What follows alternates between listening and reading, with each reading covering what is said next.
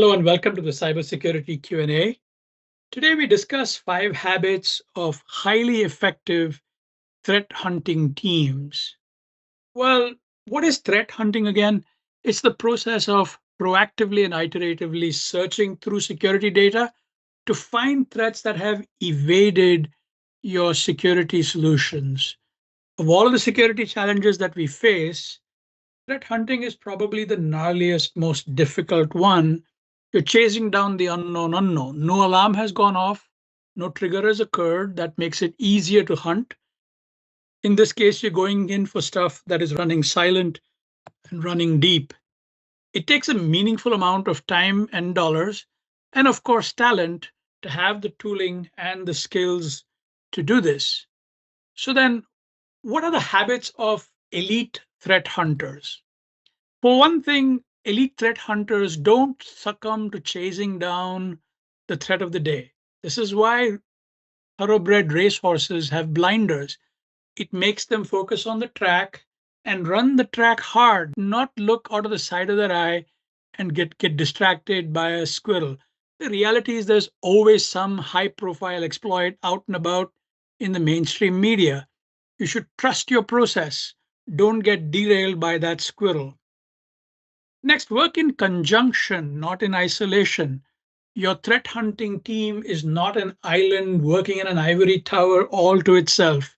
It should be integrated with IT operations so that what's found can be fixed and can be avoided in future, with content management teams who are keeping track of what the threats are that are out and about, and then with automation teams so that this kind of activity can be automated. No man is an island, no threat team is an island. Visibility is key. You really cannot catch what you cannot see.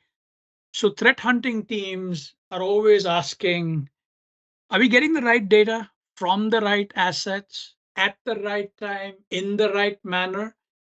If you've got it, then you have some ability to actually sift through it to pivot from indicator to indicator, from field to field, as you try and catch these elusive threats. But if you can't see it, then it's much less likely that you're going to ever be able to catch it. Baselining is difficult. Data has seasonality.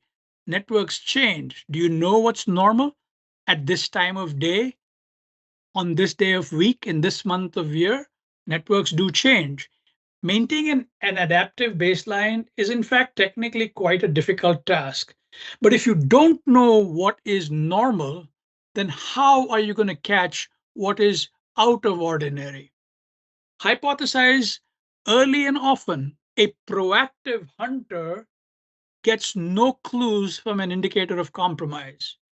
The people that are chasing down IOCs are really alert responders, not threat hunters. This is the lower level of the pyramid of pain as described by David Bianco, where you have IOCs and they actually cause a trigger because of a match. The junior staff that are alert responders do this. What an elite threat hunter does is hypothesize based on their feeling, their understanding of the network, what else they have seen happen around industry, these kinds of things. And they then perform hunts with these hypotheses.